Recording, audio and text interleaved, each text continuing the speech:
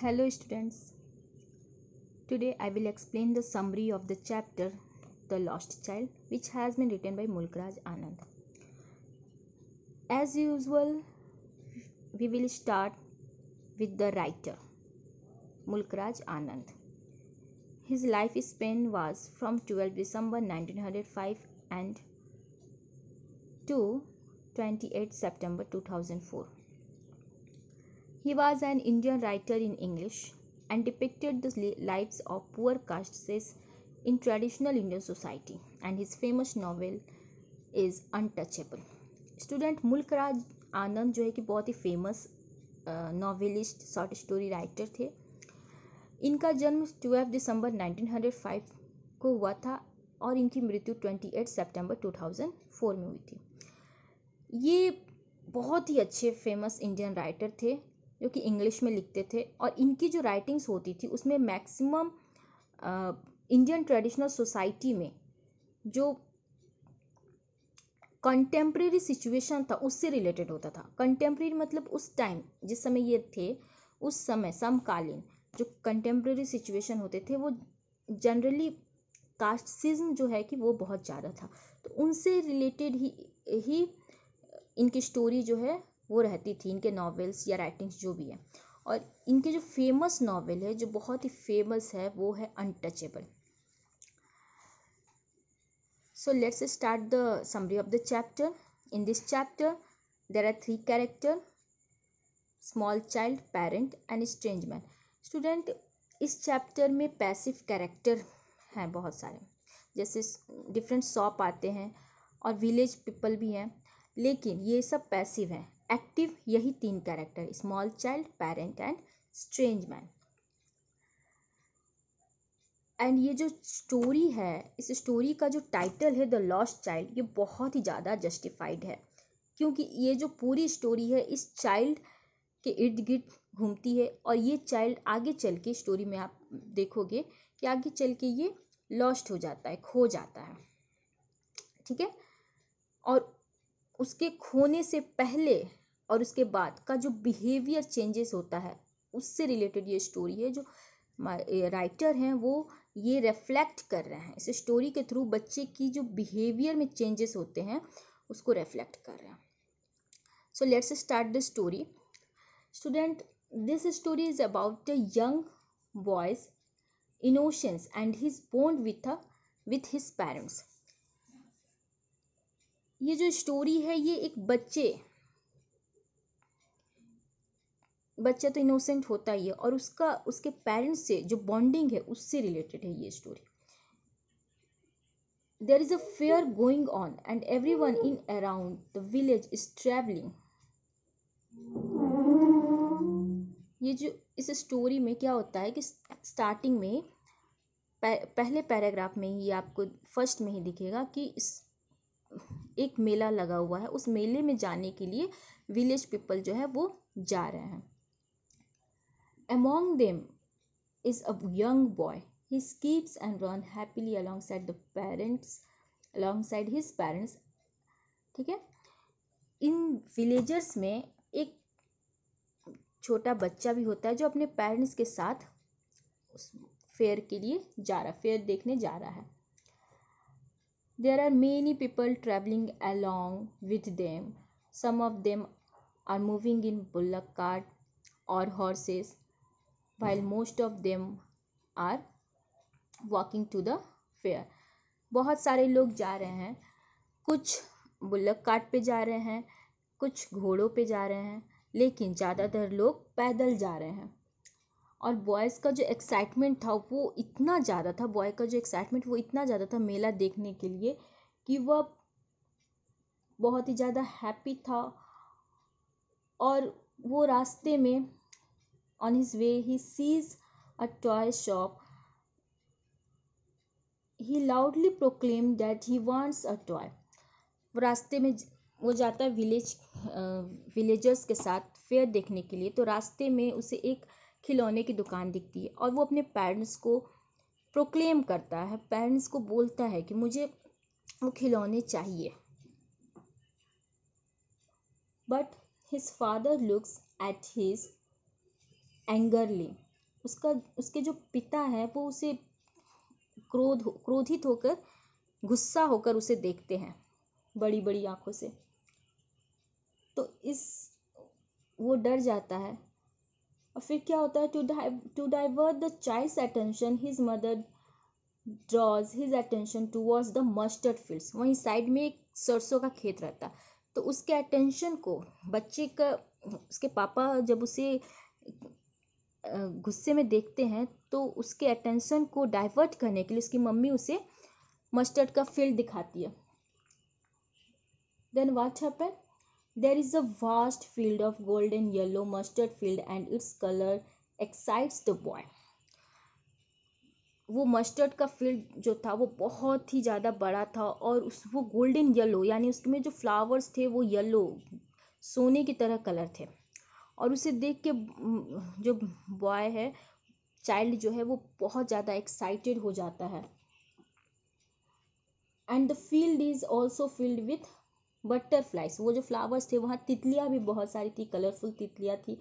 वो तितलियों को देख के बच्चा जो है कि बहुत ज़्यादा फैसिनेट हो जाता है और वो उन्हें पकड़ने की कोशिश करता है पर पकड़ नहीं पाता है। तब उसके पेरेंट्स क्या करते हैं, his parents call out to him to join them. उसे बुला लेते हैं। एंड व्हाट हैपन, वो रास्ते में एक पेड़ होता है। They have taken shelter in a shaded Grove, यानी बहुत सारे पेड़ एक जगह लगे हुए रहते हैं, जिसे एक तरह से बगीचा कहा जाएगा, लेकिन वो रास्ते में थे, काफ़ी सारे पेड़ थे वहाँ पे। उसे शेल्टर के लिए उन्हें उसके जो पेरेंट्स है उसे बुला लेते हैं। वो वहाँ पे कुछ समय के लिए शेल्टर लेना चाहते थे, बैठना चाहते थे, तो बच्चे को मस्टर्ड फील्ड से बुला लेते हैं। And what happen, as soon as the boy enters the grove a shower of flowers greet him. वो जो पेड़ थे, जहाँ पे बहुत सारे पेड़ के बगीचा जैसा था, वहाँ पे फ्लावर्स के भी पेड़ थे। तो वहाँ वो बैठने के लिए जाता है अपने पेरेंट्स के साथ। तो फिर देखता है कि बहुत सारे कलरफुल फ्लावर्स थे। उसे देख के वो फिर फैसिनेट हो जाता है और फिर उस फ्लावर्स को वो पंखुड़ियाँ जो होती थी उसे तोड़ता है, अपने हैंड से पकड़ने की कोशिश करता है, तोड़ता है। और फिर क्या होता है, आफ्टर दैट फिर वो स्टार्ट हो जाते हैं। फिर थोड़ा देर रेस्ट करने के बाद वो लोग फिर रास्ते में चलना स्टार्ट करते हैं। नैरो पाथ होता है, ठीक है, फेयर के लिए, मेला जाने के लिए बीच का जो रास्ता है वो नैरो यानी पतला रास्ता था, से वो फिर जाने लगते हैं रास्ते से।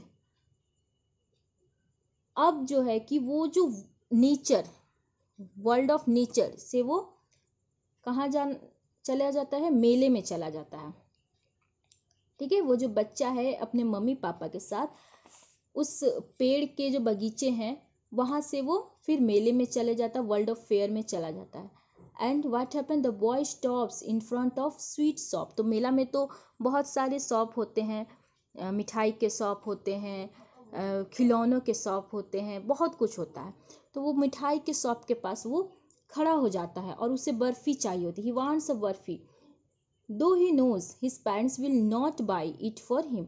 वो जानता था कि उसके पेरेंट्स नहीं खरीदेंगे, लेकिन वो हर जगह फैसिनेट होता था और वो ऐसा बिहेव करता था कि मुझे वो चाहिए।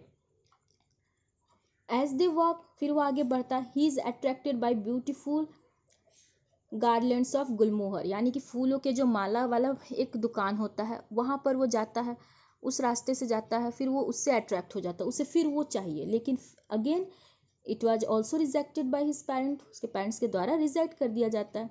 Then he saw brightly coloured balloons and he fascinated by it. फिर क्या होता है कि बहुत डिफरेंट कलर के वो बैलून्स देखता है, बैलून मैन बैलून लेके खड़ा रहता है, उससे वो फैसिनेट होता है। देन ही मूव्स, वहाँ पर भी वो कोशिश करता है, लेकिन वो जानता है कि उसके पेरेंट्स उसे नहीं खरीदेंगे। Then he moves on to where a snake charmer is playing his flute. तब वो फिर कहाँ जाता है, एक जगह स्नेक चार्मर था, वो क्या कहते हैं उसे, जो स्नेक बंसी बजाता है, हाँ, तो इस सांप को पकड़ने के लिए जो स्नेक चार्मर होते हैं वो जो बजाते हैं फ्लूट, तो वो बजा रहा था, वहाँ वो जाता है, उधर से गुजरता है। He wants to hear the music, वो वहाँ उस म्यूजिक को सुनना चाहता है, बट वो जानता है कि उसके पेरेंट्स क्या करेंगे, इसके लिए भी मना कर देंगे।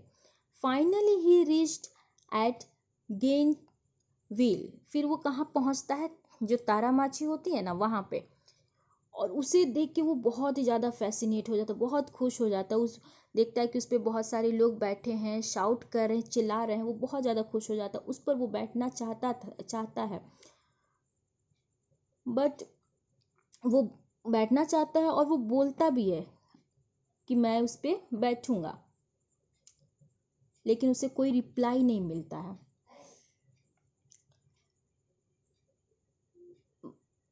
कोई रिप्लाई जब नहीं मिलता है, ही टर्न्स अराउंड, फिर वो पीछे मुड़ता है और तब देखता है कि his parents are not with him, उसके पेरेंट्स तो वहाँ थे ही नहीं।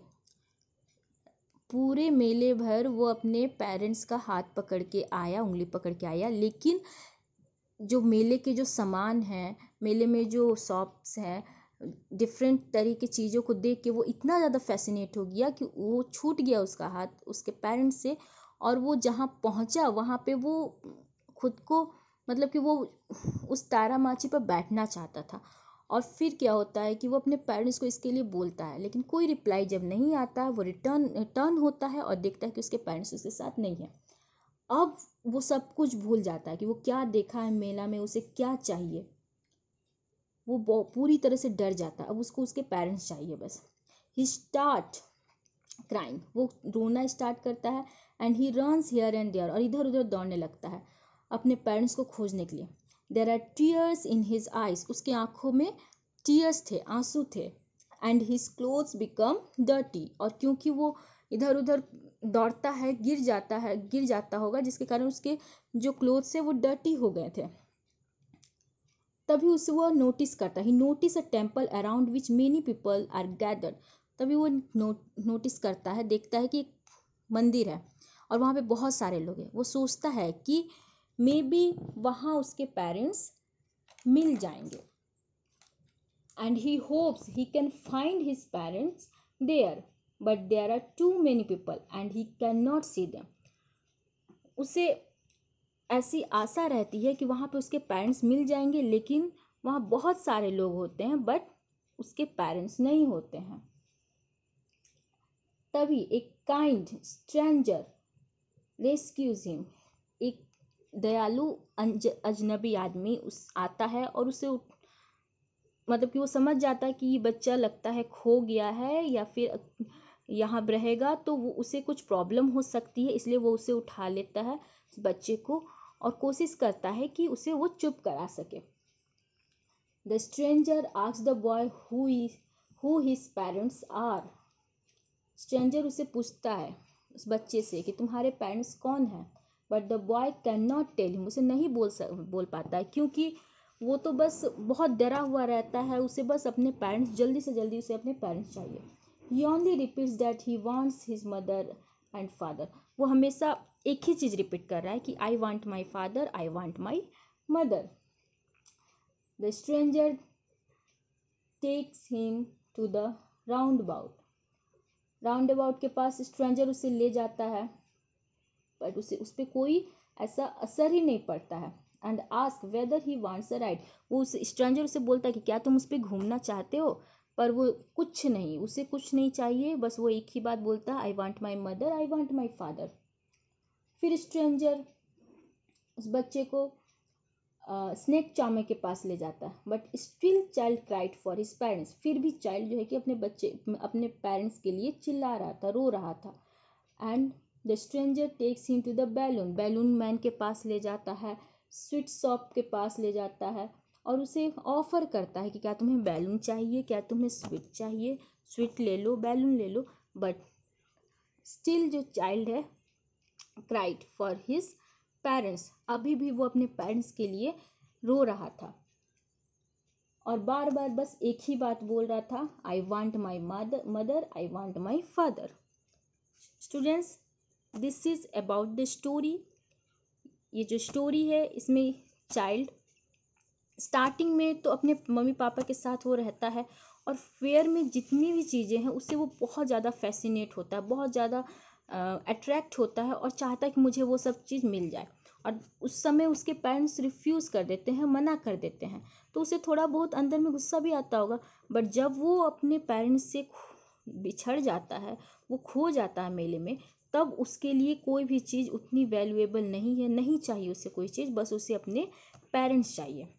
So the students, the theme of the story is strong bond between children and parents. ये जो स्टोरी का थीम है, मेन थीम यही है कि जो राइटर हैं वो इस स्टोरी के माध्यम से बच्चे और पेरेंट्स के बीच का जो स्ट्रॉन्ग बॉन्ड है उसे दिखलाना चाहते हैं।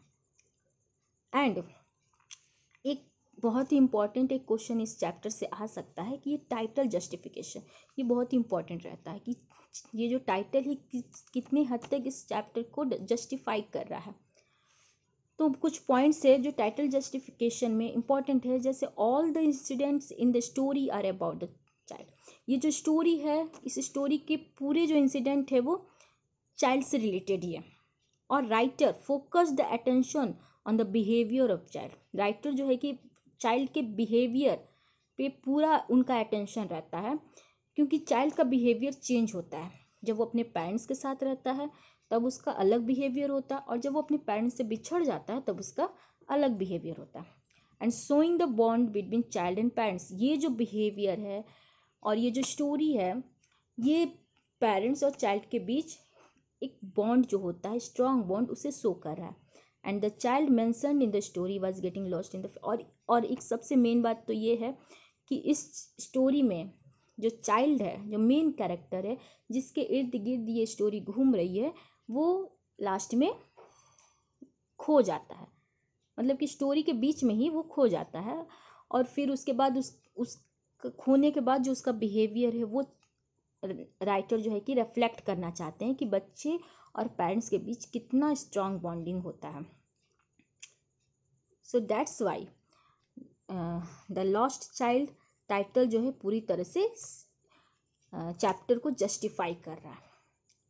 So this is about the story and summary of the chapter. So thank you students.